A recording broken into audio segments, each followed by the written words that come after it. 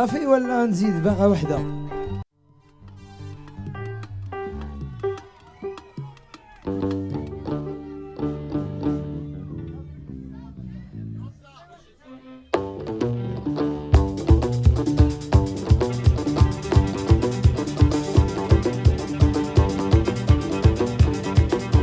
واو، في ناس من كل حتة في العالم بتلعب اون ستيج وكلها بتبدل وكلها بتلعب مزيكا.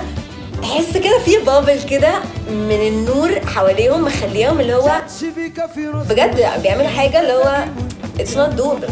كل الناس حواليك كله قاعد بيرقص، كله قاعد عايش في اتموسفير في دماغه انه حقيقي مبسوط.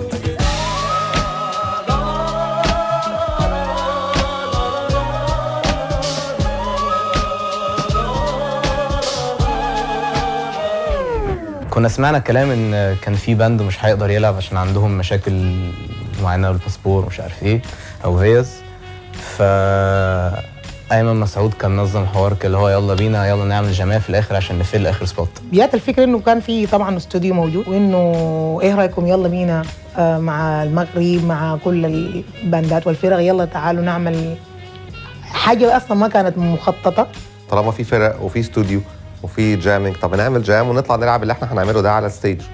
فعملنا كده، رحنا استوديو قعدنا نلعب، عملنا حاجات كتير جدا وفي الاخر طلعنا على الستيج عملنا حاجات تانية خالص مختلفة عن اللي عملناه، بس كنا خلاص فهمنا بعض.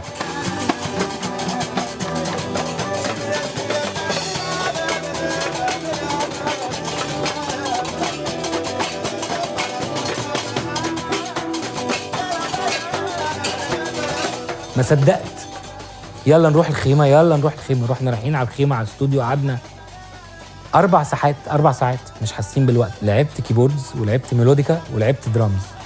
والله طلعت كل اللي نفسي فيه. لو كان في اي حاجه تانية العبها كنت لعبت. الناس كانت واقفه لازقه في بعض و it was يعني the tent is enough for like a band or two to play.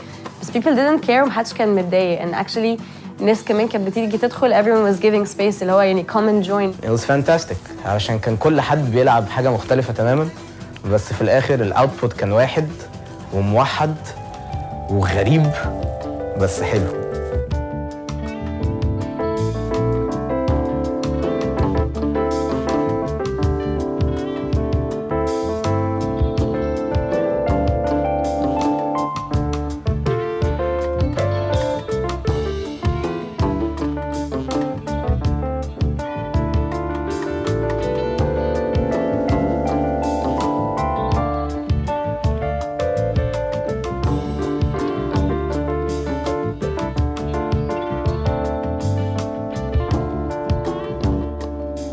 أول ما سمعت بقى إنه هيبقى في فرقة مجمعة دي بالنسبة لي بتبقى كارثة.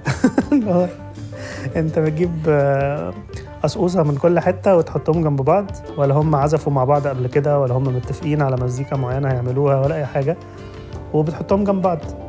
فكنت مجهز نفسي بالليل على كارثة. انا حاولت اكتب حاجات يعني كام واحد هيلعب، لقيت ان مفيش، ما نعرفش يعني كل شويه حد بيخش زياده. قلت يعني احنا مع بعض يعني كيبوردين مثلا او 3 جيتارين او 3 أو 4 يمكن، ويعني مثلا 4 5 مايكات فوكل يعني كده او 6 ممكن. بس هي الفكره ان الجامنج جه في اخر يوم، تالت يوم، وبعد اللي حصل في كل المهرجان ما كانش في حاجه بالنسبه لي تخض. يعني كان قشطه عارف ان كان هيحصل مشاكل، بس يعني او مش مشاكل بس دربكه معينه، بس بعد كل اللي عديناه في المهرجان لحد ما اول يومين خلصوا، فكان خلاص ايا كانت المشكله هتبقى عامله ازاي هنعرف نسيطر عليها. عبد الله ابو زكري سير بو بلاي صلاح.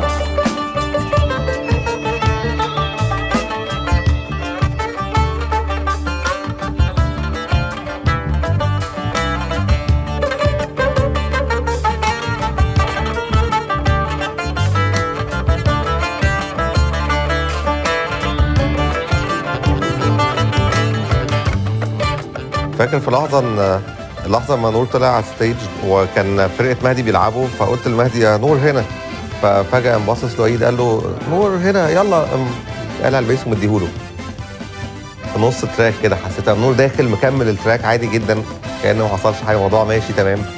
وليد ماسك الكراكب وابتدى يلف مع الناس ويلعب بركاشنز، الحياة كانت كده يعني. حسيت ان الحياة سهلة.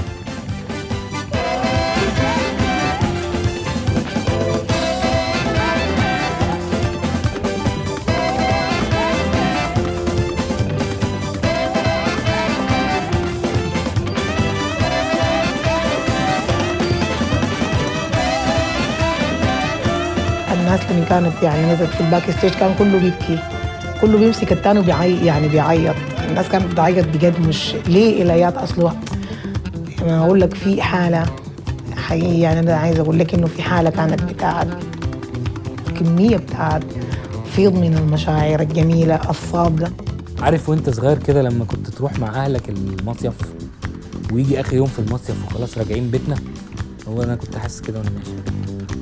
احنا خلاص الجوايه دي وبعد كده الناس هتنزل وهنسافر تاني يوم، كله هيمشي بعد كده يشوف حياته ويشوف كده. فكان البيك انه بنودع بعض، كنا مبسوطين مع بعض وان شاء الله نتلاقى تاني.